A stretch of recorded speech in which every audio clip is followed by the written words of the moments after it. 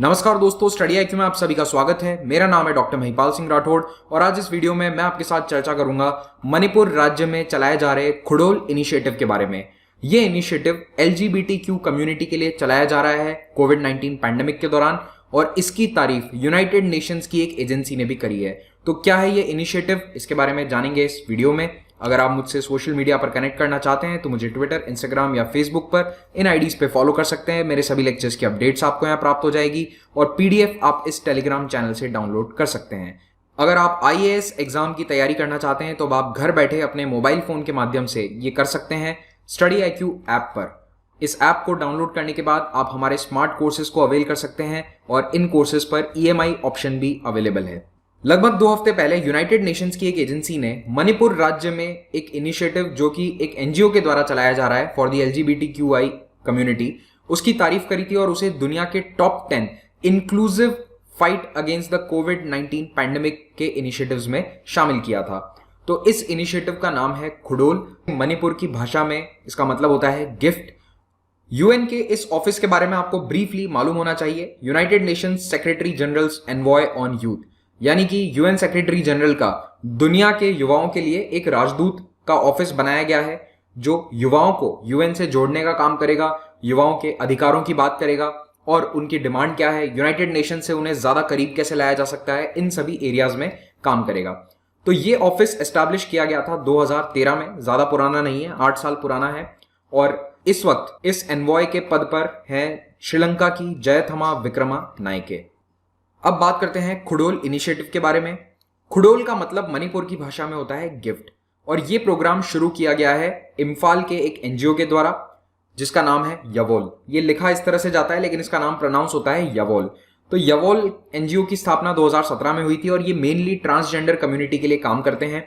और अभी कोविड-19 के दौरान जब ट्रांसजेंडर कम्युनिटी की जरूरतों को ज्यादातर ओवरलुक कर दिया गया है गवर्नमेंट के द्वारा, क्योंकि सरकार की प्रायोरिटी अन्य क्षेत्रों में है, तो ऐसे में इस एनजीओ ने यह बीड़ा उठाया कि ट्रांसजेंडर कम्युनिटी को जो भी मदद इनकी ओर से करी जा सकती है वो ये करेंगे।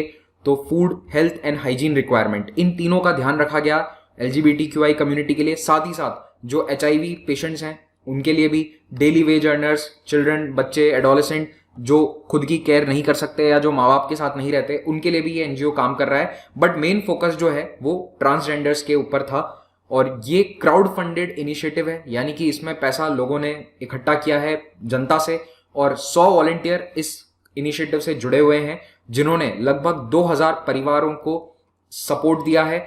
इन परिवारों को हेल्थ किट बांटे गए जिसमें दवाइयां शामिल थी, कॉन्डम्स बांटे गए, सैनिटरी पैड्स बांटे गए, यानी कि हेल्थ एंड हाइजीन की रिक्वायरमेंट्स जो हैं उन्हें पूरा किया गया।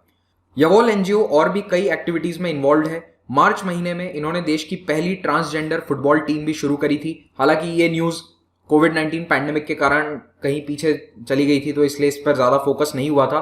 बट इन्होंने एक all transgenders football team, football club चालू किया है इम्फाल में। उसके अलावा ये एनजीओ कई सालों से, 2017 में ये एस्टैब्लिश हुआ था, तब से मेंटल हेल्थ पर वर्कशॉप्स कर रहा है। उसके अलावा इन्होंने एक को वर्किंग स्पेस शुरू किया है मेत्राम नाम से। I hope I am pronouncing it correctly, अगर नहीं कर रहा हूं तो एडवांस में आप सभी मणिपुरी लोगों से माफी चाहता हूं। मेत्राम देश का पहला को वर्किंग स्पेस है जो ट्रांसजेंडर इंडिविजुअल्स के द्वारा चलाया जाता है। यवोल के इनिशिएटिव्स के अलावा मणिपुर सरकार ने भी एलजीबीटीक्यू कम्युनिटी के लिए स्पेशल प्रोविजंस, खास प्रावधान करे हैं कोविड-19 पैंडेमिक के दौरान। आपको मालूम ही होगा कि सभी जगह क्वारंटीन सेंटर्स चल रहे हैं। अगर कोई बाहर से आता है, प्रवासी है, तो उसे अपने घर पर आने से पहले क्वारंटीन किया जा रहा है इन क्वारंटीन सेंटर्स में। तो मणिपुर में भी लोग काफी बाहर काम करते हैं, वो लौट कर आए हैं और इनमें से जो ट्रांसजेंडर कम्युनिटी के सदस्य थे उनके लिए क्वारंटीन सेंटर्स में अलग से व्यवस्था करी गई, जबकि देश के ज्यादातर हिस्सों में ट्रांसजेंडर्स को पुरुषों के साथ रखा जा रहा है। तो इन्हें एक इंक्लूसिव और सेफ स्पेस मिले, इसके लिए इनिशिएटिव लिया था यवोल ने। और इन्हीं के इनिशिएटिव के कारण जो इम्फाल का जिला प्रशासन है उसने ये व्यवस्था करी कि जो क्वारंटीन सेंटर्स हैं उसमें ट्रांसजेंडर कम्युनिटी के लिए अलग कमरे और अलग टॉयलेट्स हों और डिफरेंटली एबल्ड हैं उनके लिए रैंप भी बनाया जाए इस क्वारंटीन सेंटर में। ये इनिशिएटिव्स बताते हैं कि सरकार अपने सोशल वेलफेयर की जिम्मेदारियों से पीछे नहीं हटती है और मणिपुर सरकार की इसके लिए तारीफ करी जानी जरूरी है। क्वारंटीन सेंटर्स में अलग रूम रखने के बाद 21 मई को सरकार ने यह डिसाइड किया कि ट्रांसजेंडर कम्युनिटी के लिए अलग से क्वारंटीन सेंटर्स बनाए जाएंगे। तो डेडिकेटेड 2 क्वारंटीन सेंटर मणिपुर में बनाए गए हैं जो केवल ट्रांसजेंडर्स के लिए हैं, ताकि उन्हें सेफ स्पेस मिल सके। तो ना ही पुरुष ना ही महिलाओं के साथ उन्हें रखा जाए। तो ये भी एक डेडिकेटेड क्वारंटीन सेंटर बनाना अपने आप में देश में पहला इंस्टेंस था और ये सेंटर्स 21 मई से चालू हैं। भारत में 2 महीने से जो लॉकडाउन जारी है, इसके कारण ट्रांसजेंडर कम्युनिटी पर भी काफी असर आया है। उनका जो सोर्स ऑफ लाइवलीहुड है वो पूरी तरह से खत्म हो गया है। देखिए, ट्रांसजेंडर कम्युनिटी के सदस्य या तो घर घर जाकर पैसा मांगते हैं, कोई सोशल फंक्शंस वगैरह पे जाकर नाच गाना करते हैं, ये सब अब पूरी तरह से बंद है। कई सारे ट्रांसजेंडर कम्युनिटी के मेंबर्स जो हैं वो सेक्स वर्क में इन्वॉल्व हैं, तो वो सेक्स वर्क भी इस वक्त पूरी तरह से बंद है। अनिरुद्ध सर ने इस पर एक वीडियो भी बनाया था, सेक्स वर्कर्स एंड कोविड-19 पर, उसे आप देख सकते हैं। तो ट्रांसजेंडर्स के जो इनकम के सोर्सेज हैं वो पूरी तरह से बंद हो चुके हैं। ट्रांसजेंडर कम्युनिटी के ज्यादातर सदस्य किराए के मकान में या कमरों में रहते हैं शहरों में, और वहां पर अब रेंट देना उनके लिए पॉसिबल नहीं है। खाने पीने की व्यवस्था की भी प्रॉब्लम है क्योंकि ज्यादातर के पास राशन कार्ड नहीं होता है। हालांकि बाद में केंद्र सरकार ने ये व्यवस्था कर दी है कि जिनके पास राशन कार्ड नहीं है वो भी राशन ले सकते हैं दुकानों से, लेकिन शुरुआत में ये समस्या बहुत ज्यादा थी। लेकिन जो सबसे मेजर इम्पैक्ट है वो आया है हॉस्पिटल और मेडिकल सप्लाईज को एक्सेस करने में। तो देखिए, देश में जो HIV एड्स की प्रेवलेंस है वो वैसे भारत में 0.26% के आसपास है, लेकिन ट्रांसजेंडर कम्युनिटी में ये 3% से भी ज्यादा है, 3.1 समथिंग है। तो 3% काफी ज्यादा है और इस कम्युनिटी के बहुत से मेंबर्स एंटी रेट्रोवायरल ट्रीटमेंट ले रहे हैं सरकारी हॉस्पिटल्स में।